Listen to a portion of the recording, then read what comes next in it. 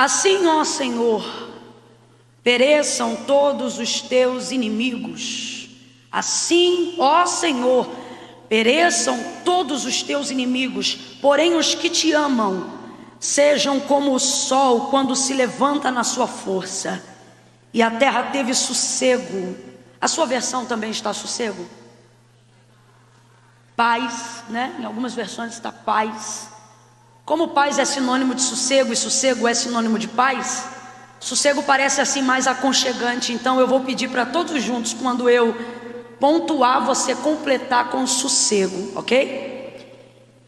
E a terra teve sossego. E a terra teve sossego por 40 anos. Quanto tempo, gente? 40 anos. Versos capítulo 6 em diante. Porém os filhos de Israel fizeram o que era mal aos olhos do Senhor, e o Senhor os entregou na mão dos midianitas por 7 anos.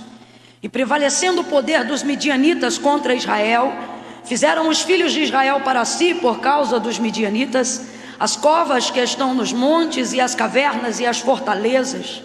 E sempre que Israel semeava, subiam contra eles os midianitas e os amalequitas e também os filhos do Oriente, e contra eles se acampavam e destruíam o produto da terra até chegarem a Gaza, e não deixavam mantimento algum em Israel, nem ovelhas, nem bois, nem jumentos.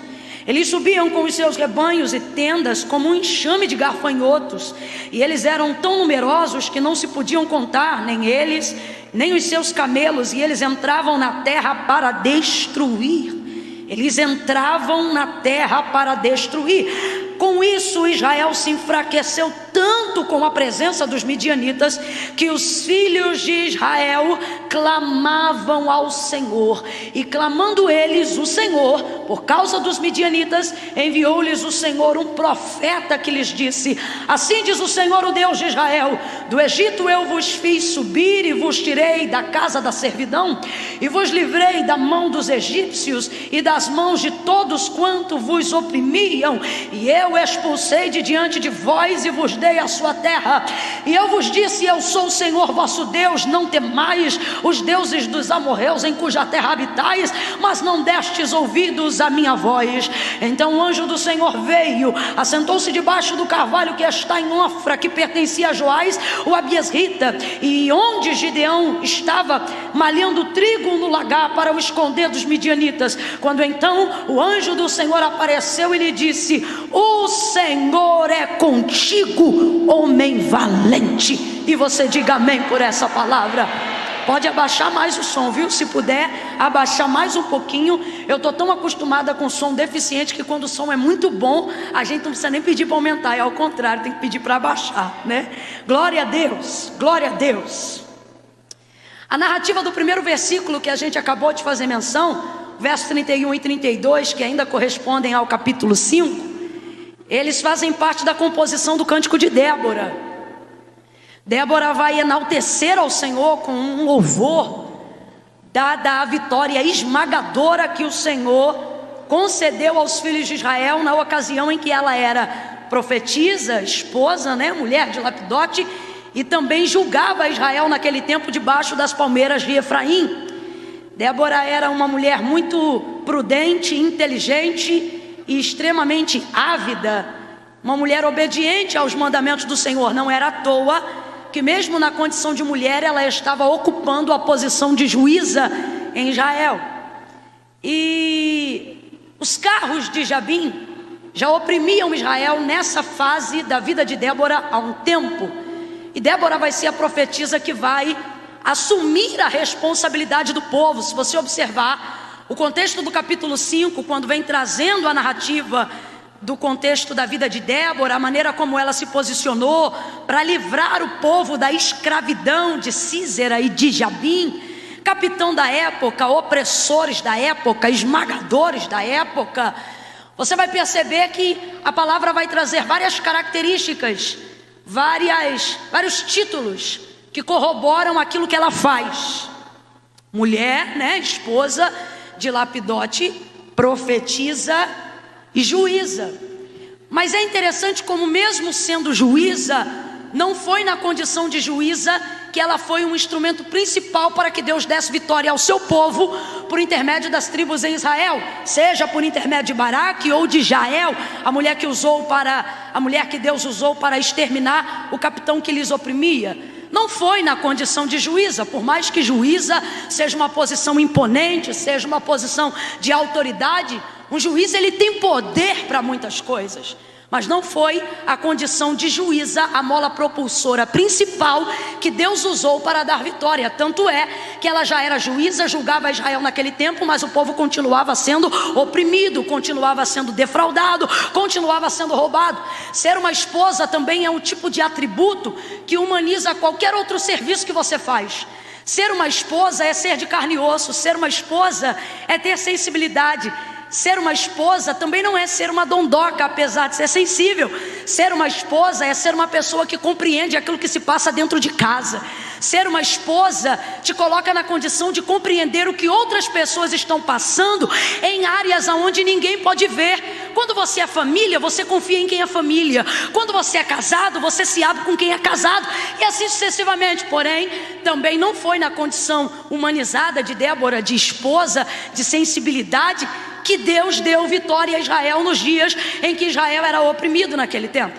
Fora isso, e agora nós estamos falando de uma hierarquia superior, estamos falando de uma autarquia espiritual, não estamos falando de nada que transita na visão do homem, não estamos falando de nada que transita na visão horizontal.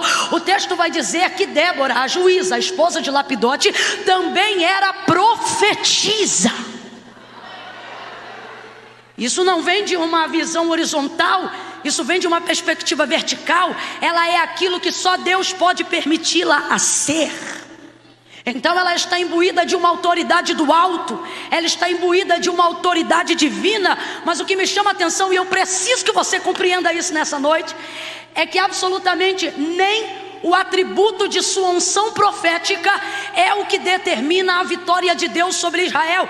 Por mais que Deus tenha usado a juíza, por mais que Deus tenha usado a profetisa, por mais que Deus tenha usado a esposa, a vitória cabal que Deus determina sobre Israel no período que era oprimido ao longo desses 20 anos por Cícera e seu exército, não é a condição de juíza, não é a condição de esposa e nem mesmo a sua unção profética. O texto é claro em dizer: as aldeias estão quietas. O que é isso? Israel vai largar a sua casa para morar dentro de cavernas. O texto diz que as covas que repousavam os mortos se tornou a casa de Israel. As aldeias ficaram vazias, o povo parou de comercializar, o povo parou de vender, a cidade ficou sitiada, empresários foram à falência, comerciantes empobreceram, pais se tornaram empobrecidos, filhos morreram de fome, grávidas abortaram por desnutrição, estava tudo destruído. 20 anos, vai ouvindo aí. O lugar que eles deveriam habitar está sendo ocupado pelo inimigo, o lugar que eles deveriam ocupar está sendo tomado pelo adversário. Sitiaram a cidade, roubaram as casas. Israel não tem força para se posicionar e foge e vai morar dentro de covas, dentro de cavernas, e fazem delas o seu local de moradia. Israel está abatida, mas não destruída, como disse o apóstolo Paulo quando escreve a carta aos Coríntios. Camilo, o que você está dizendo? Estou dizendo que você pode estar ocupando moradia de morto, mas você ainda está vivo. E foi isso que aconteceu com Israel. Estava em cova, fazendo da cova a sua casa, mas ela ainda estava viva. Israel do Senhor ainda estava viva. Por muito tempo dentro da nossa sociedade, o cristianismo não era consultado para nada, nossos líderes não oravam a Deus e ninguém queria saber o que uma bancada de cristãos pensavam, fosse no parlamento ou em qualquer outro horário. Por muito tempo ficamos em covas, mas ainda vivos. E isso é uma das características não só do povo de Deus, mas de qualquer povo que permanece e prevalece sobre a face da terra. Qual, Camila? Compreender que o lugar que eu estou não determina que eu sou. Como assim, Camila? Você pode estar em cova, e estar é advérbio de tempo. O que é advérbio de tempo? Advérbio de tempo é tudo que é passageiro. Significa que eu não sou o lugar que eu estou. Isso é uma fase, vai passar. Estamos vivendo esse novo tempo. Quem é ligado nas coisas de Deus está percebendo que isto está passando. Agora precisamos ter o mesmo posicionamento.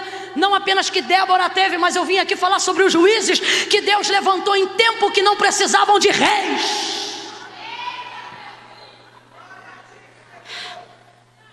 Um dos primeiros que o Senhor levantou, e você o conhece muito bem, Josué, advogou, promoveu, determinou, profetizou, legislou 40 anos em Israel. Quanto tempo? 40 anos em Israel. Depois de Josué, o Senhor levanta Otiniel, outro juiz em Israel. Eu quero que você entenda isso, por favor. Redobre a tua atenção e repreenda todo o cansaço e preguicinha do cão, porque o diabo não respeita teu cansaço. Então fica posicionado para quando o culto acabar, quando você pisar naquela rua, eu creio, demônios vão dizer: sai fora, porque ele veio cheio e ela está cheia. Otiniel foi o segundo juiz então, e ele também prevaleceu e legislou com muito sucesso durante 40 anos. Então peraí, Josué liderou e teve sucesso no seu juízo durante 40 anos. Quanto tempo? Quanto tempo? Otiniel também, aquele que veio depois de Josué, quanto tempo ele legislou? 40 anos. Depois de Otiniel, levanta-se então Eude. E Eude é um assombro, porque apesar de ser ávido e até um pouco terrível, o seu reinado, ou melhor, o seu juízo, será aquele que ainda fica maior. São quase fazendo a soma de 80 anos. Durante todo esse processo e fechamento do ciclo, vai sempre bater 40, 40, 40. E o único que bate dobrado está batendo 2 vezes 40, porque 80 é isso. É 40 vezes 2. O tempo passa e então o Senhor levanta Débora. E você leu aqui comigo que em todo o tempo que Débora julgou e cuidou de Israel, depois sobretudo dessa guerra contra Císera e seu exército, a terra teve sossego. Quem lembra que nós lemos aqui? Por quanto tempo? Coincidência? Coincidência? Não é coincidência o tempo de vida desses homens e a utilização do seu ofício na vida que eles tinham para viver. 40 fala sobre abertura ou fechamento de ciclo. No 40 ou você abre ou você fecha. 40 não pontua meio de caminho. Com todo carinho, numa linguagem mais do populacho, olha para quem está do teu lado e diz: no 40 ou vai ou racha. Não, escute isso aqui. Vamos lá. Débora julgava Israel naquele tempo e havia passado um período de 20 anos, sendo eles oprimidos pelos carros de Jabim. Isso vai estar escrito lá em Juízes, capítulo de número 4. Então preste atenção. Metade de 40, metade de um tempo, Israel está vivendo essa condição que a gente acabou de reproduzir aqui agora. Sendo juíza, não fecha, não vira. Sendo profetisa, também não acontece. As aldeias continuam desertas e o povo continua morando em covas. Sendo esposa, sua sensibilidade também não tem o poder de virar a página de uma nação. Aí ela mesmo vai dizer: quando foi que esses 20 são quebrados? Qual é o momento que Deus para os 20 anos de opressão e começa 20 anos de sossego, para quando dá 40, determinar uma aposentadoria bem sucedida na carreira de Débora? Está escrito no texto. Não foi enquanto ela era esposa, não foi enquanto ela era juíza, tampouco foi enquanto ela era profetisa. Ela mesmo vai escrever na composição de seu cântico. Ela vai dizer: as aldeias estavam desertas, os cidadãos estavam morando em covas, até que eu, Débora, me levantei. Camila, você está dizendo que ela se levantou na força do nome dela? Não, porque o nosso nome não tem força para perseverarmos em questões de uma envergadura maior do que nós mesmos. Agora, quando ela diz isso aqui, até que eu, Débora, me levantei, ela não disse me levantei como juíza, porque juíza ela já era. Ela não disse me levantei como profetisa, porque profetisa ela já era. Ela não disse me levantei como esposa, porque casada com Lapidote ela já tinha mar de bodas de prata. Ela disse: até que eu me levantei como mãe em Israel. Quando ela se levanta como mãe, ela recebe então uma autoridade legitimizada por Deus para responder pelo povo, para responder pela sua nação. Camila, como é que alguém se levanta por mãe de filhos que não são seus? É a mesma coisa que um sacerdote faz para conseguir pedir de Deus perdão pelo povo. Ele não chega diante de Deus como juiz para acusar o povo, e também não chega diante de Deus como esposa para sensibilizar o coração de Deus, e também não chega diante de Deus como profetiza, porque não é porque eu tenho unção que a vontade de Deus vai caminhar para onde eu quero. Mas quando ela chega como mãe, Deus responde. Sabe o que ela está dizendo? Eu não vim para acusar e nem para julgar, eu vim para me responsabilizar por esse povo. Recebe a basura. Quer ouvir de Deus uma palavra de alinhamento profético? Nossa nação não precisa de juízes. O que mais falamos e denunciamos é pecado. Nossa nação não precisa que venhamos determinar a fragilidade emocional dela. Quer receber de Deus uma palavra profética? Nossa nação não precisa ostentar a unção dos pastores e dos pregadores. Isso não é uma guerra de vaso. Deus está procurando gente que corresponda e que se responsabilize pelo povo. Eu vou falar rasgado e todo mundo vai entender. Sabe por que tem áreas na sua vida que você ainda não rompeu? Porque você quer ser juíza dentro da casa, você quer ser profetisa dentro da casa, você quer olhar para a cara do marido e quer dizer: eu sou serva de Deus. E Deus está dizendo para alguém hoje aqui: está na hora de, ao invés de acusar e de, ao invés de querer converter a unção para a área que você quer, começar a permitir se comportar como igreja. A igreja tem características extremamente maternas. O próprio Deus, quando vai compartilhar de maneira poética o seu amor declarado para com Israel, ele não usa a sua condição de Deus como Senhor, nem mesmo como de pai, mesmo sendo pai. Ele diz: pode uma mãe esquecer-se do filho que gerou? A pergunta é retórica, porque não precisa de resposta. Não pode esquecer. Não, Camila, mas eu conheço mãe que jogou o filho na lata do lixo. Pode jogar na lata do lixo, pode cortar em pedacinho. Esquecer que gerou, não esquece. Pode uma mãe esquecer-se do filho que gerou? Porém eu, o Senhor, todavia, jamais me esquecerei de vós. Até poeticamente, dentro de uma categoria animal, ele poderia dizer: como uma águia cuida de um ninho. Mas ele diz: como uma galinha ajunta os pintinhos debaixo das suas asas, assim eu te cubro, Israel, assim eu te guardo, Israel. Deus me livre e guarde. Eu não estou dizendo que os homens têm que se transformar mulheres, mas estou dizendo que na condição de igreja, nem macho nem fêmea, na condição de igreja, Ele é o noivo e nós somos a noiva.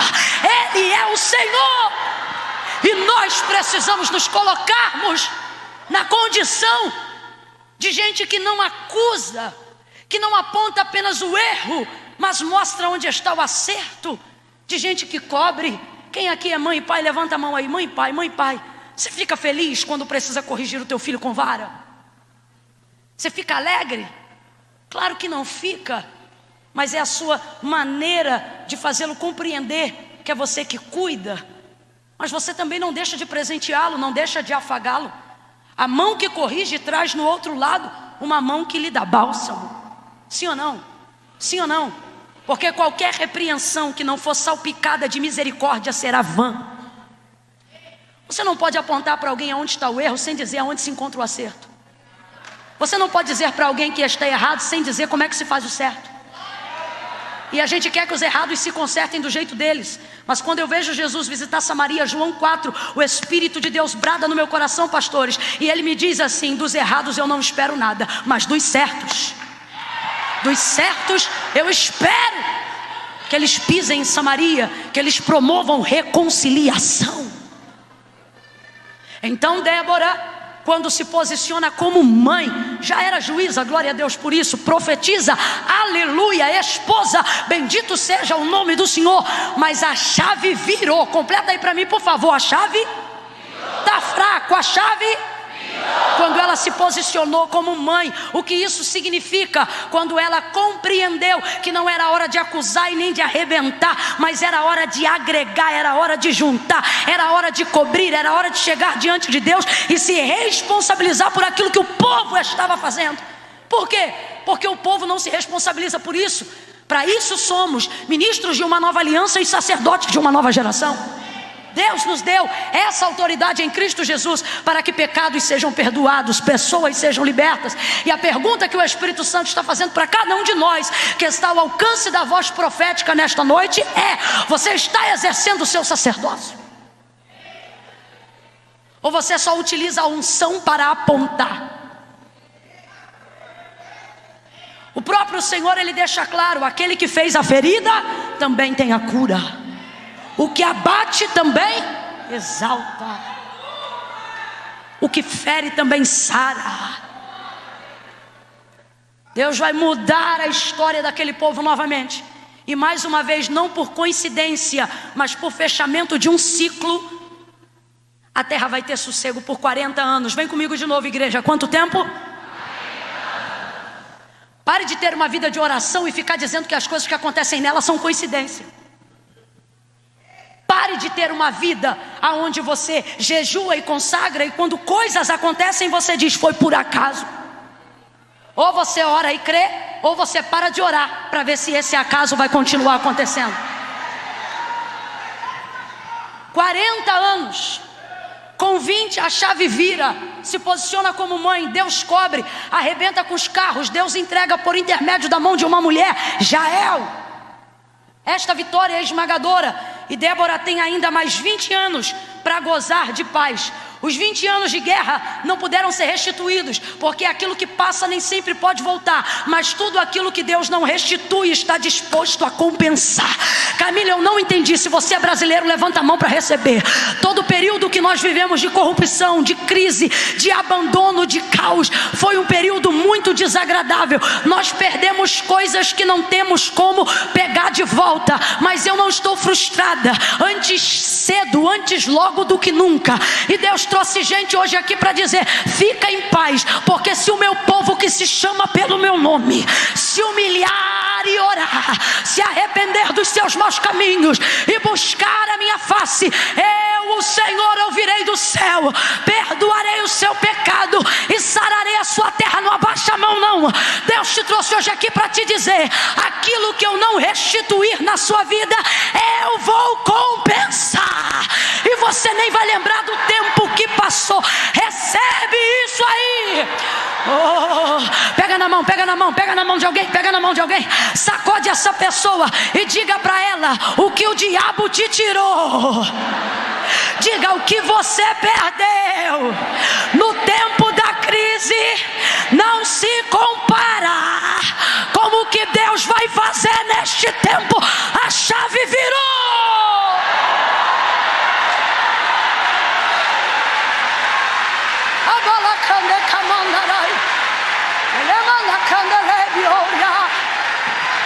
Você perdeu noivos falidos para ganhar casamento sólido, moça. Você perdeu membros rebeldes para poder fazer discípulos leais. Você está dizendo: que tristeza eu perdi. E Deus está dizendo: o que eu vou fazer agora te fará pensar que o tempo da luta foi livramento que te preparou para receber o que você vai viver agora. Quem acredita nisso, reaja diante desta palavra.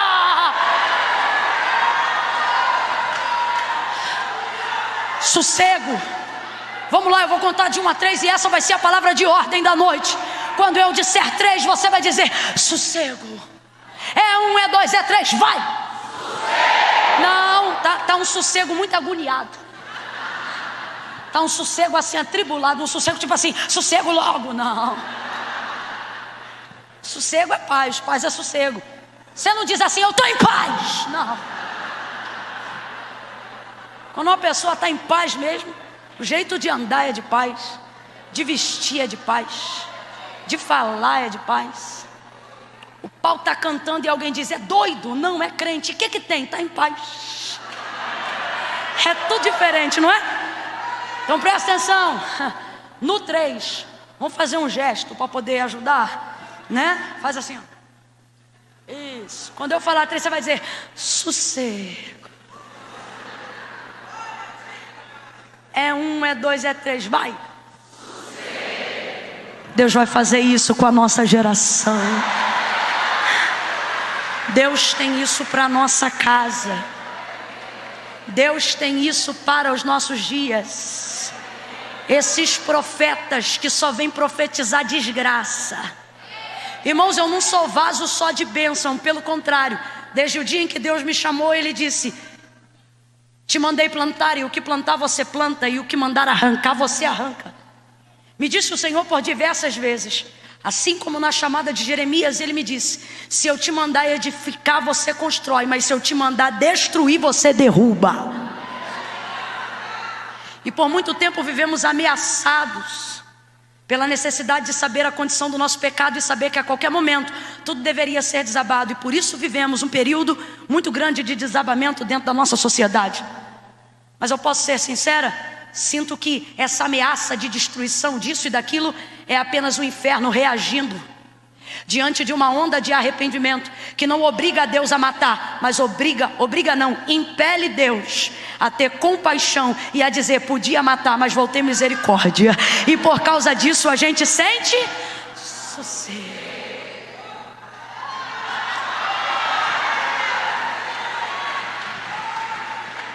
Palma michuruca não, se é para aplaudir é todo mundo junto de uma vez só. E mistura com glória a Deus e aleluia.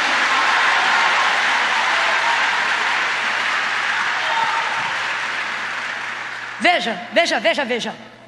Todas essas pessoas que viveram esse ciclo inaugural de Deus foram pessoas que se posicionaram. Não são doutores, não são pessoas intelectuais, não são pessoas politizadas. Deus não precisa de criativos, basta que Ele tenha os sinceros. Deus não precisa, Deus usa, mas o que eu quero dizer é que Deus não necessita de alguém poliglota. Deus só precisa que alguém seja justo. E isso para Ele é o suficiente. Você vai perceber então essa abertura de ciclo e fechamento, 40. E eu não transito em rituais de números. Não é a minha via, não tenho parte com isso. Porém também não posso ignorar a realidade da repetição desse 40. E aí quando você vai olhar para a palavra de Deus, você percebe que por mais que eu não me importe com ele, Deus se importa com ele. E não dá para a gente ignorar todo o texto, seja ele no Antigo ou no Novo Testamento, uma vez que o 40 determina o tempo todo ou a abertura de um ciclo ou o fechamento de outro.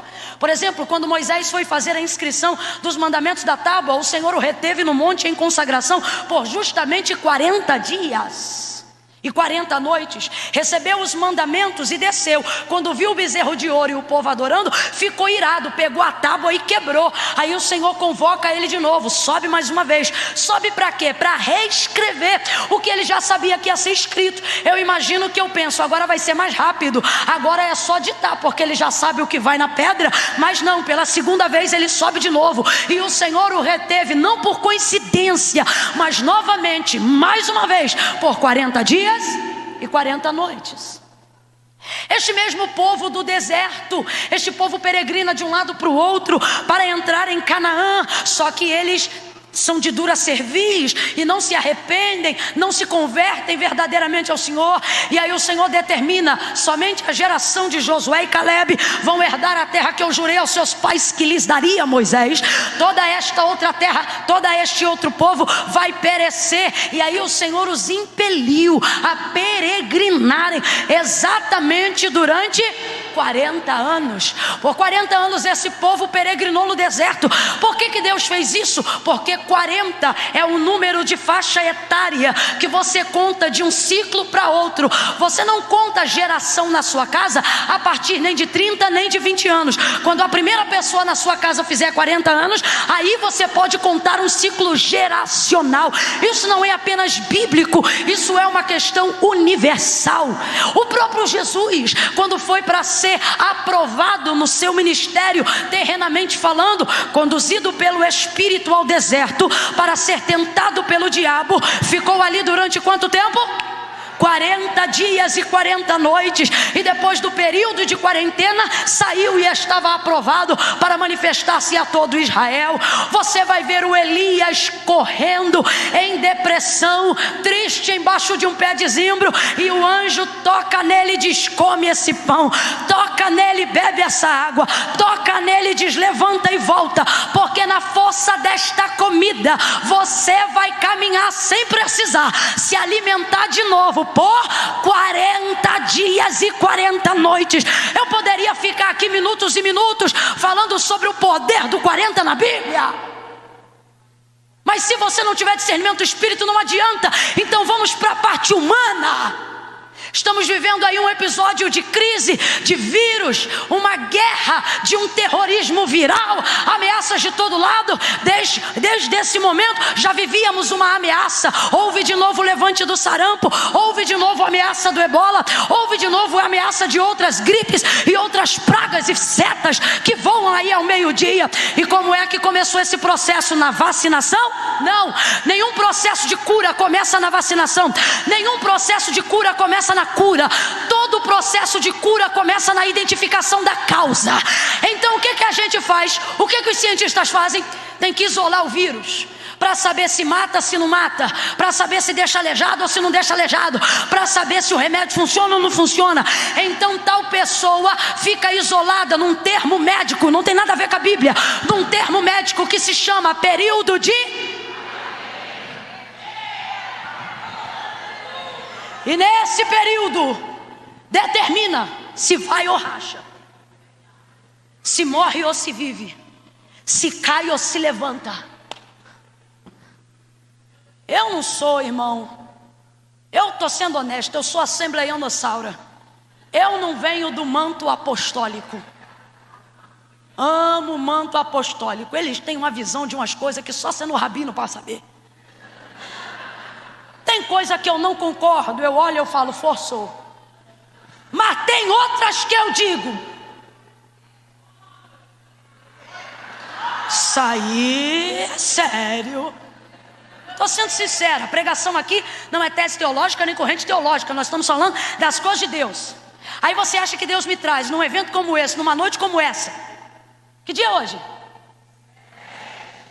E que dia da semana é? E que ano é? Camila, para quem não é de número, você está muito número, hein? Mas irmão, eu estava no hotel, me preparando para vir para cá, e eu dizendo, Deus, eu não me lembro qual foi a última vez que eu preguei num sábado 7. Descanso, mandamento, perfeição. Aí parece que eu ouvi a galera do manto apostolado falando para mim, e é o ano de 2020. Você sabia que quando uma criança nasce, a gente chama de visão de criança, visão perfeita, a visão que aferida pelo oftalmologista determina em cada olho 20/20. 20/20. E aí a gente diz, a visão desta pessoa é? A irmã fez uma entrevista comigo ali atrás, e ela disse, Camila, se você pudesse determinar uma palavra para a expectativa desse evento, qual diria? Como eu não consigo falar nada em uma palavra, eu falei 2. E aí eu disse para ela, governo e alinhamento. Uma visão 20/20 é uma visão perfeita. Completa aí para saber que você está comigo. Uma visão 20/20 é uma visão? O ano que nós estamos é um ano de alinhamento, é 2020. É um ano onde a visão será corrigida. Camila, você não está forçando. Será que a galera do manto não te pegou também? Se pegou é porque eu estou na mesma visão. E Deus está colocando no mesmo alinhamento. Você está aqui num sábado, dia 7, e Deus te trouxe hoje aqui, não para confiar no sábado, porque no Novo Testamento compreendemos que o sábado não é um dia, é uma pessoa. A pessoa de Cristo é o sábado, e Ele está hoje aqui para dizer, neste ano eu vou inaugurar um ciclo novo na tua vida. Quem recebe isso? Quem recebe isso? Eu vou falar de novo, neste ano o Senhor vai inaugurar um ciclo novo na tua vida. Bate na mão de uns 3 aí e diga, o Senhor vai inaugurar um ciclo novo. Vem coisa nova, vem coisa nova. Eis que as coisas velhas já passaram, eu farei uma coisa nova no meio de vós. Está vindo a luz, quem pode ver? Há um apontamento para uma direção, quem pode ver? Há um endereço de um caminho, quem pode ver?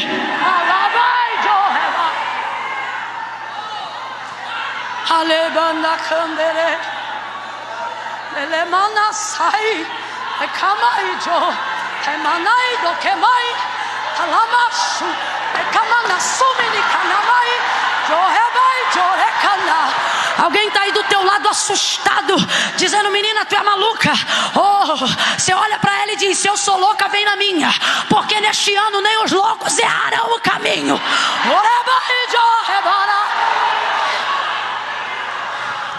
Um ciclo se abre, um ciclo se fecha. Um ciclo se abre, um ciclo se fecha. Camila, para quem se abre? Para quem tem visão. Para quem se fecha? Para quem não está vendo o que está acontecendo. E a pergunta do Espírito Santo hoje aqui é: para você como é que vai ser? Vai abrir ou vai fechar? Camila, não sei, pois você deve saber, porque isso depende daquilo que você vê. Depois de 20 anos, Débora viu de novo, entendeu de novo, aprendeu de novo, orou de um jeito novo, cantou uma canção nova, viu por um prisma diferente. Pare de se esconder atrás das coisas que Deus fez e comece a se abrir para as coisas que Deus quer fazer.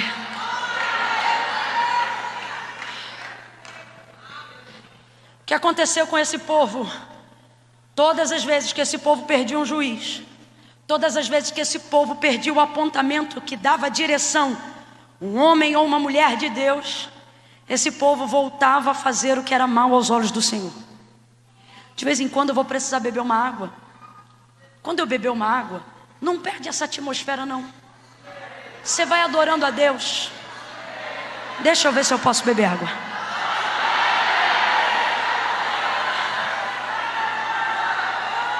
Mas não me iluda, porque eu não vou beber só um gole, eu estou com muita sede.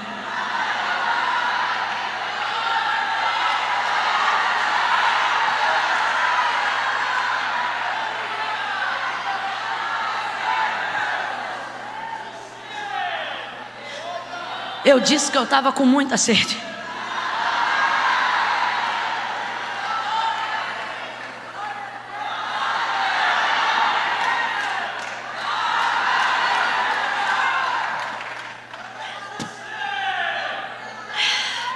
O Senhor dirigia o povo, mas o povo perdia a direção quando perdia o juiz.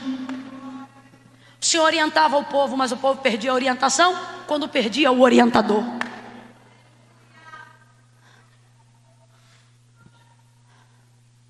E isso fazia esse povo empobrecer de novo, fazia esse povo cair de novo, fazia esse povo naufragar de novo.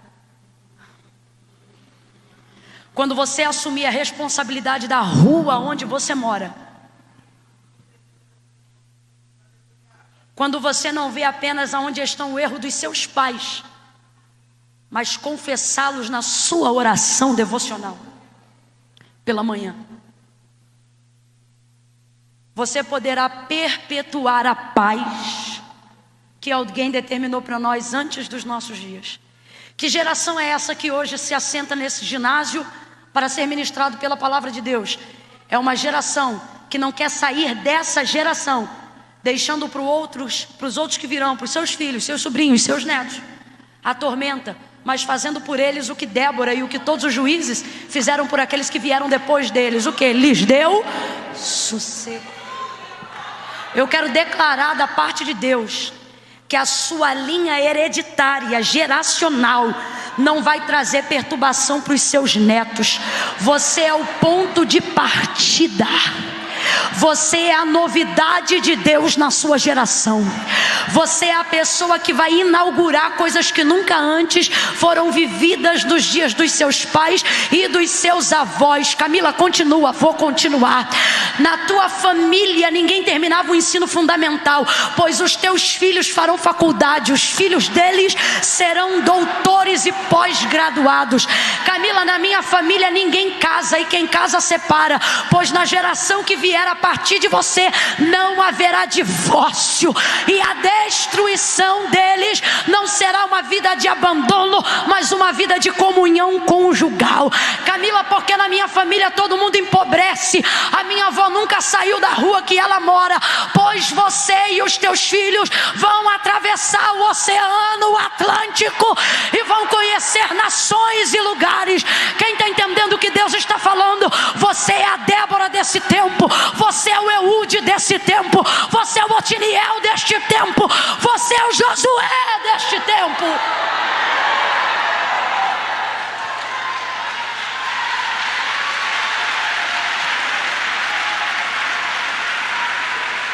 Débora então termina o cântico e diz assim: Senhor, ó Senhor, pereçam os teus inimigos. Isso aqui é tremendo. Cuidar do povo é responsabilidade minha, abater os inimigos é responsabilidade de... Quando ela tem vitória, ela canta a vitória do povo, mas não canta sendo vitória dela a derrota dos adversários.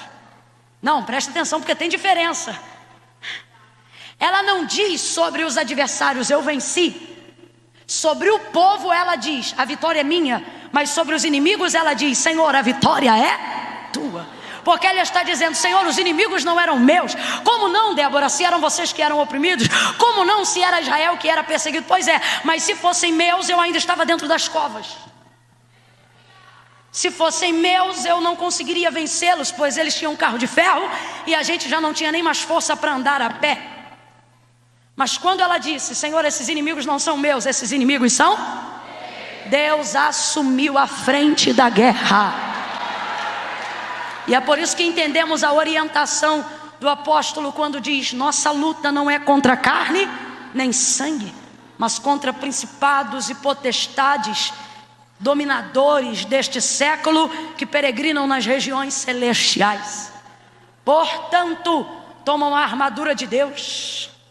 O que, Camila? Vou fazer um dossiê no WhatsApp? Isso é arma de homem. Com arma de homem você fere e é ferido. Mas se você toma a armadura que a Bíblia diz,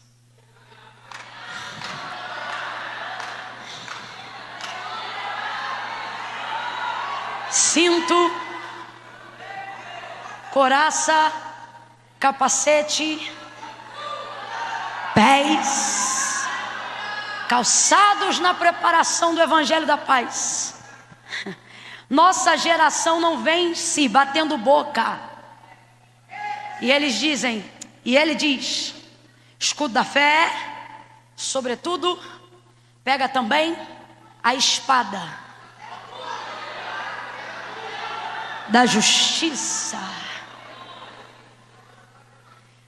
Crente que vence nessa geração não é crente que bate boca em rádio nem em televisão dizendo, olha, eu acho, mas é crente que diz, olha, eu não acho nada, mas a Bíblia diz. Débora compreende isso. Só que este povo, depois do período de sossego, volta a fazer o que era mal aos olhos do Senhor. E o Senhor entrega este povo que é seu na mão dos seus inimigos, para que, sendo afligido, lembrem-se de que tem um Deus, do qual, se eles se arrependerem, pode lembrar-se deles de novo e mudar a sua sorte. E o povo vai sendo oprimido novamente, mais severamente do que da última vez. Como gafanhotos, levam tudo, destroem, voltam para as covas e fortificações e ficam desolados. E por causa da dor, lembram-se do clamor. Guarda essa equação na tua cabeça, porque no dia que tudo parecer perdido, se você não lembrar de nada do que eu estou falando nesses 40 minutos, você vai se lembrar do que eu estou dizendo agora. A dor tem o poder de suscitar a força de um clamor. Ninguém tem na boca um clamor tão sincero, tão honesto, tão ávido quanto alguém que está passando por um momento de dor. Por quê? Porque quem está passando por um momento de dor tem a impressão de que não tem mais nada a perder. Então ele fala o que está no âmago de sua alma. Ele fala mesmo. E este povo sabia qual era a força de seu pecado, mas também sabia qual era a força do seu Deus. Camila, eu não entendi, vai entender. Deus trouxe gente hoje aqui que está paralisado em áreas da sua vida, limitado pela sua humanidade, seja ela intelectual, seja por um hábito que desenvolve iniquidade ou pecado na sua vida. E o Senhor está dizendo: você conhece a força do seu pecado, porque a força do seu pecado te freia, a força do seu pecado te domina, a força do seu pecado te desestabiliza. Só que o Senhor está dizendo: o pecado é do homem, o perdão é de Deus. Se o pecado tem força para te desestabilizar, Deus tem força para quebrar a força do seu pecado.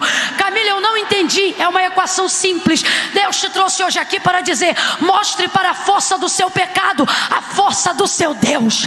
Mostre para a força do seu pecado a força do seu Deus. Camila, como é que eu faço isso? Olhe para alguém e grite para essa pessoa e diga para ela: confissão. Não, você não gritou, vou te ensinar como é que grita. No 3 você vai olhar e vai dizer: confessa. Calma que eu não contei até 3, ficou horrível, vou te dar mais uma chance. 1, 2, 3, grita. Confessa. Posso te falar uma coisa? Você não vai achar nenhum episódio na Bíblia, nenhum milagre, nenhuma extravagância divina, nenhum prodígio maravilhoso que Deus ou Cristo tenham operado por intermédio de justificativas de quem pecou. O céu não se move com justificativas, mas se contorce por amor a confissões. Não adianta você pegar microfone, não adianta você entrar no quarto, não adianta você subir monte só para se justificar, seja pelo seu erro ou pelo pecado do seu irmão. Na hora que você aproveitar seu tempo com Deus, para ao invés de se justificar, começar a confessar.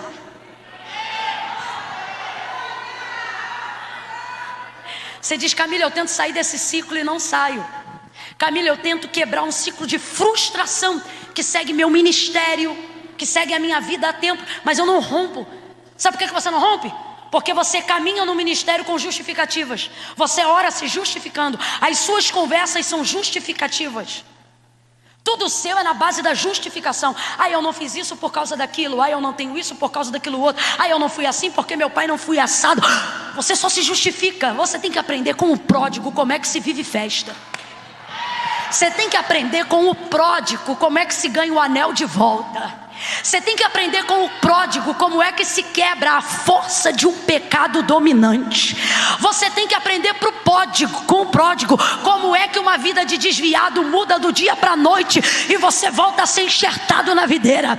Sabe como é que o pródigo conseguiu? Pegou a herança do pai, fez tudo que não devia, desonrou a sua casa, entristeceu a sua família, feriu o seu pai, desonrou os seus irmãos, mas por causa da dor veio um clamor verdadeiro. Ele volta para casa na parábola que Jesus conta, e quando ele está diante do pai dele, ele não diz: olha pai, eu pequei por causa disso e aquilo. Olha pai, o senhor vai me perdoando, é porque eu era muito novo. Olha pai, o senhor me desculpa, é que eu não estava preparado para lidar com tanto dinheiro. Não. Ele olha para o pai e ao invés de se justificar, confessa. Ele olha para o pai e ao invés de dizer por causa disto ou daquilo, ele olha para o pai e diz: pai, pequei. Fale menos do seu pecado e mais da sua vontade de se consertar. Pai, pequei perante o céu e diante de ti. Com 3 frases contextualizadas, ele arruma a vida dele. Pai, pequei, primeira frase. Segunda, contra o céu e perante ti, segunda frase. Terceira, e ele fecha o discurso dele com 3 frases. É como se a gente desse o microfone hoje e falasse assim: Camila não vai pregar hoje não, fala aí pródigo, o que você quer falar? e ele fizesse uma pregação de 3 fases, e isso fosse o suficiente para salvar, redimir, levantar, fazer festa, salvação. Pai, pequei perante o céu e perante ti. E ele fecha: já não sou digno de ser chamado seu filho. O que ele está dizendo? Pai, eu não vim aqui para comer, eu não vim aqui para fazer festa, eu vim aqui movido pelo arrependimento. O Senhor não tem obrigação de me receber, sou eu que tenho obrigação de te pedir perdão, independente da recepção do Senhor. Quando o Pai vê isso nele, o Pai não dá um sermão. Sabe por que tem profeta botando o dedo na tua cara? Sabe por que você pensa em pisar fora da faixa e Deus já arregaça contigo? Sabe por que ao invés de viver um tempo de portas abertas, você só é ameaçado de que vai cair no leito?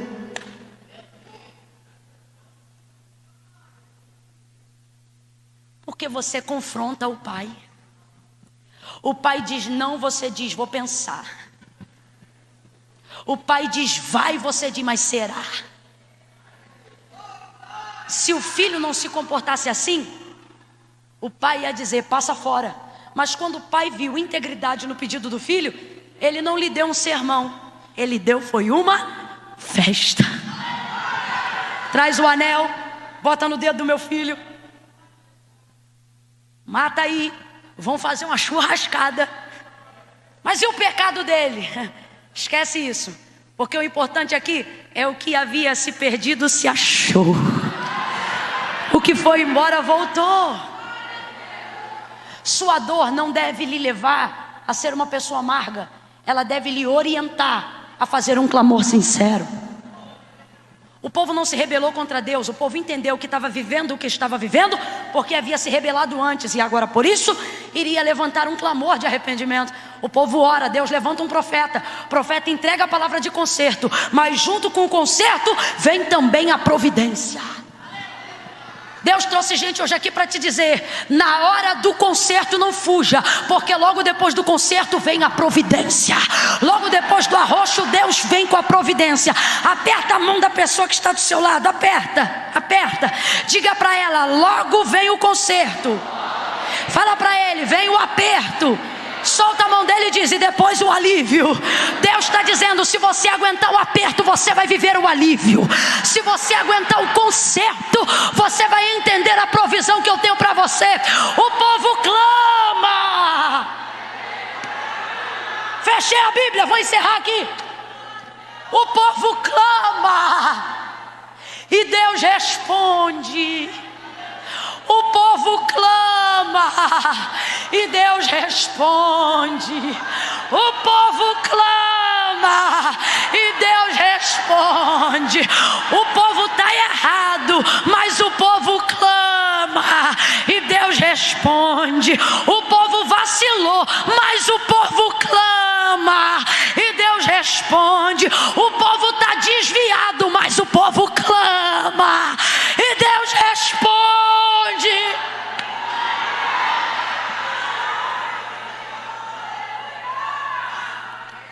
Você diz: eu preciso de um plano de saúde. Você diz: eu preciso de um filho para ser feliz. Você diz: eu preciso de uma cura. Você diz: eu preciso de dinheiro, Camila. E Deus te trouxe hoje aqui e está te olhando bem sério. E Ele está dizendo: o que você precisa é de um clamor honesto. Vou te falar uma coisa que talvez você não entendeu desde a hora que a abertura do trabalho se deu. Essa não é a reunião de gente que recebe a oração.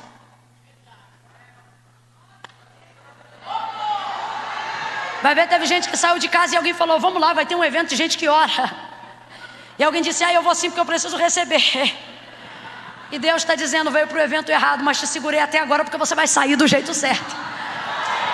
Esse evento aqui não é para você aprender a receber oração. Esse evento aqui é para você aprender qual é a força de um clamor quando ele vem da tua boca com sinceridade. Eu tenho passado por alguns lugares e eu tenho ministrado o que eu vou dizer agora. Existe uma hora na nossa vida, quem ainda está comigo diga amém. Existe uma hora na nossa vida que nem todas as orações que fizerem por nós têm o poder de substituir a oração que nós precisamos fazer por nós mesmos.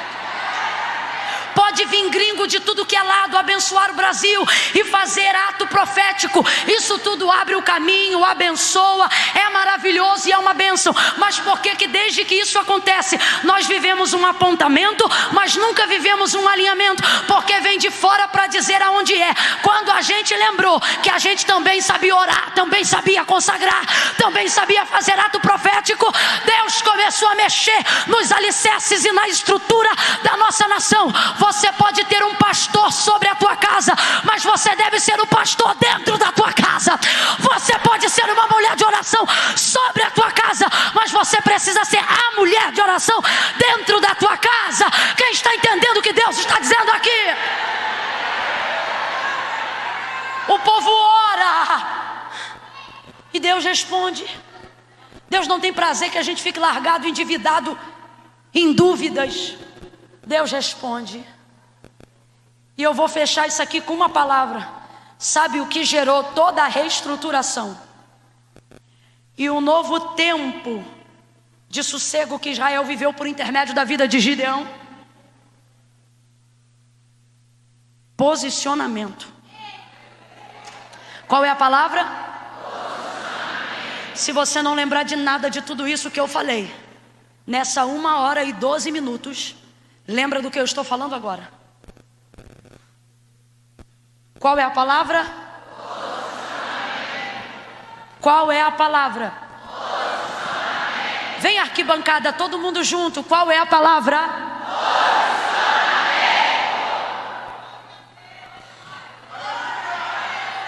Olha o que acontece aqui. O povo lembra do pecado porque sente a dor.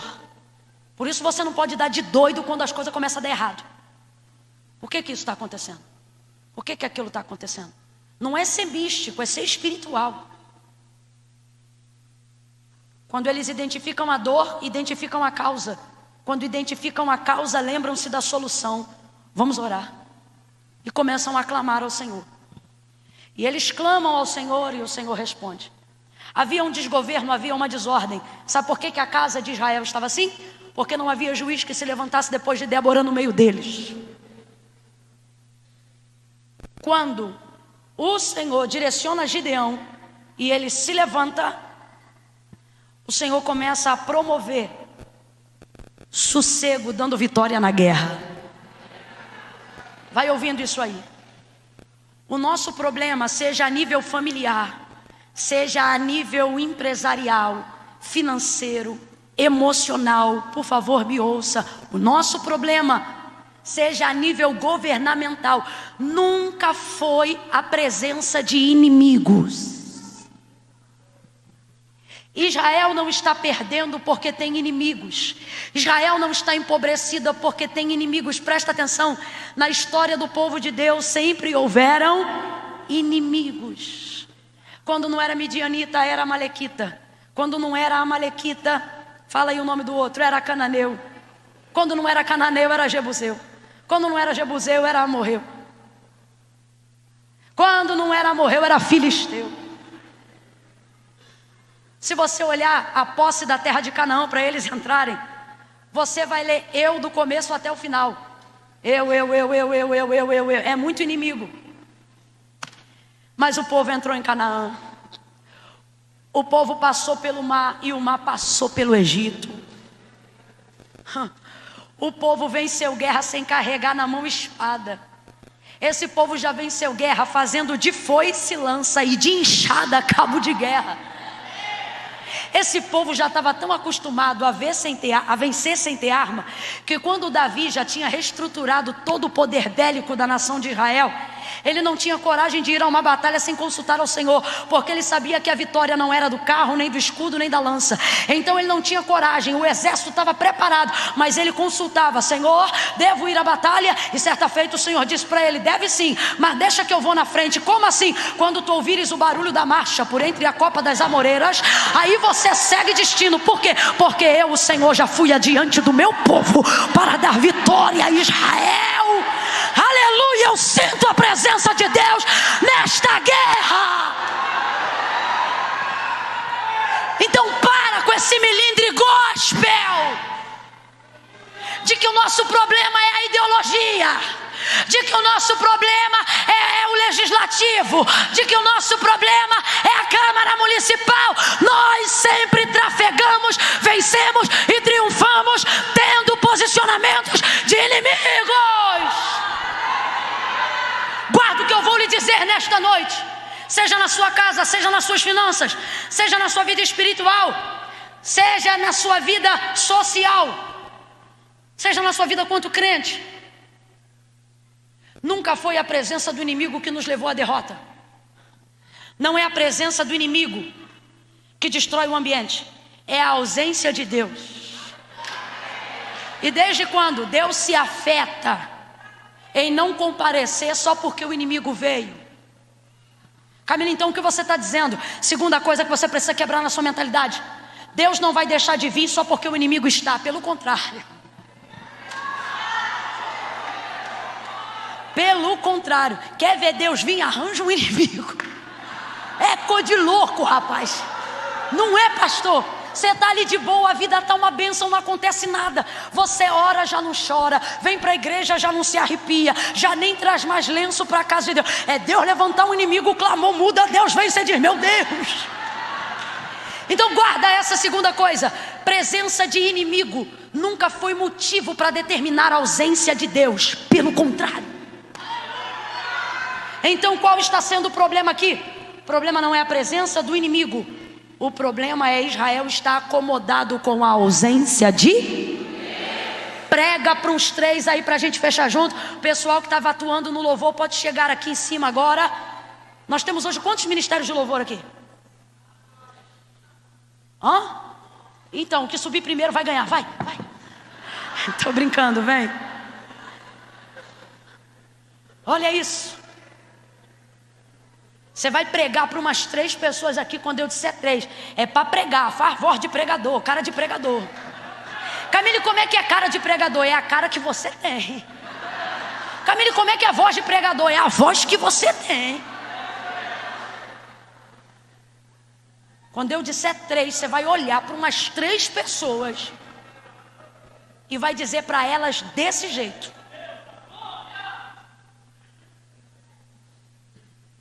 não é a presença do adversário, é a ausência do Senhor. Camila, por que meu casamento está desestabilizado? Ah, eu já sei por quê. É porque uma feiticeira enterrou um sapo 7 palmos debaixo da terra. Coitado do sapo que já está morto e você está vivo. Teu problema não é esse não, minha filha. Teu problema é que você bota relógio para despertar na madrugada, mas não ora. Teu problema é que você sai do comoque dizendo assim: amanhã eu começo um jejum. Mas quando dá 9 horas da manhã já está comendo pão com mortadela. Não paralisamos pela presença dos nossos inimigos. Pelo contrário, eles são mola propulsora para a gente orar mais. É a ausência de Deus que tem nos colocado em um tempo de inércia. Só que o Senhor é fiel. E se o povo clamar, Deus vai responder. No 3 você vai sacudir alguém. Vamos mudar, vamos botar aqui uma palavra de triunfo. Quando eu disser 3, você vai sacudir alguém e vai dizer: fala para o inimigo que o teu Deus voltou. Calma que eu não contei até 3, ansioso. Calma. 1, levanta a direita o mais alto que você puder. 2, coloca a esquerda junto com a direita na mesma altura. Quando eu disser 3, você vai abrir os 2 braços pelo ombro do teu irmão. No 3, calma, calma, agonia. 2,5. Você vai dizer isso. Fala para o teu inimigo que o teu Deus voltou. 3, bota a mão no ombro dele. O teu Deus voltou. Entra naquela casa entendendo que você não entra sozinho. Mostra para ele que você não ora sozinho. Mostra para ele que adiante de ti vai o Senhor.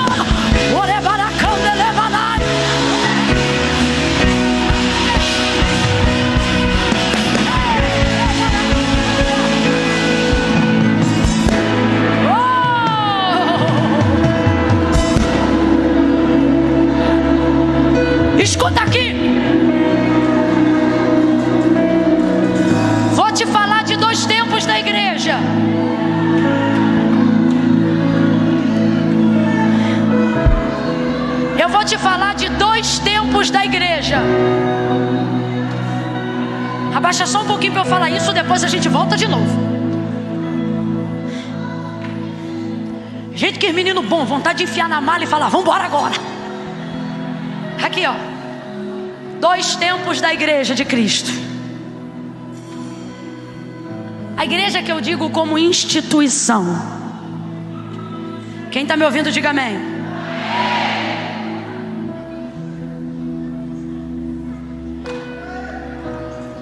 Depois do movimento da reforma,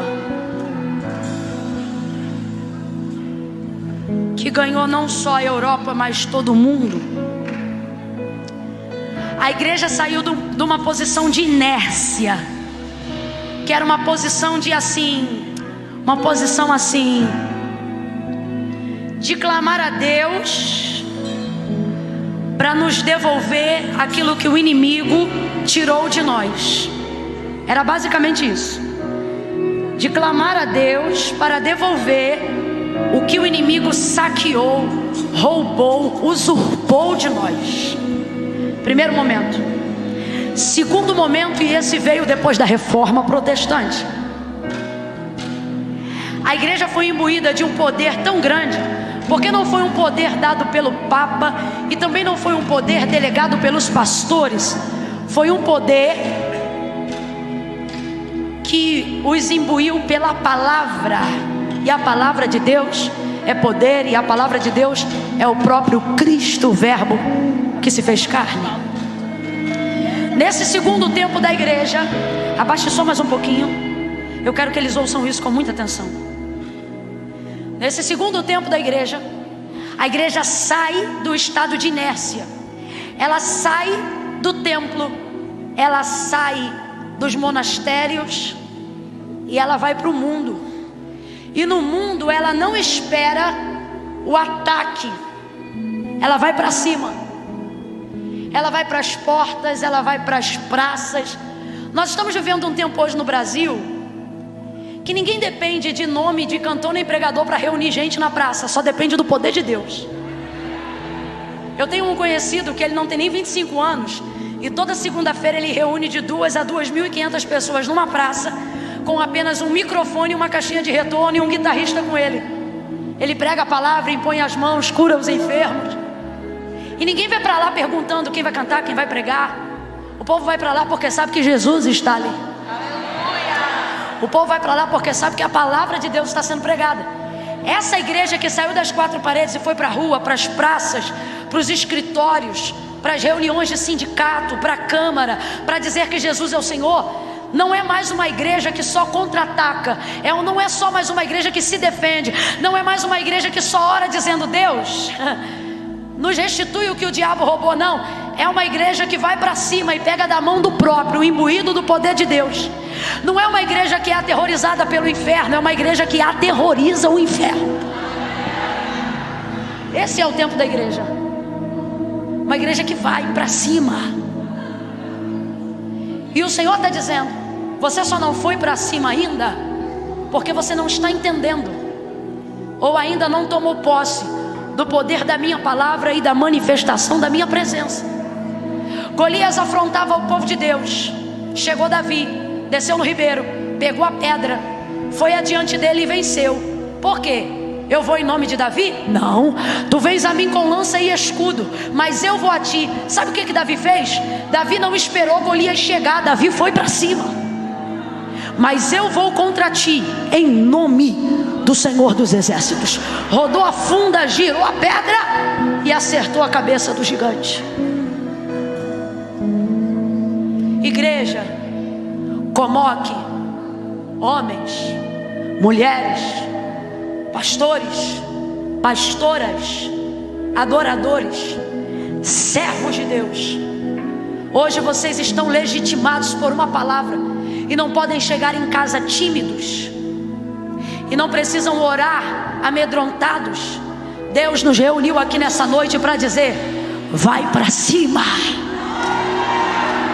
O Senhor disse: Gideão, eu vou contra esse povo através de você, como se combate um contra um.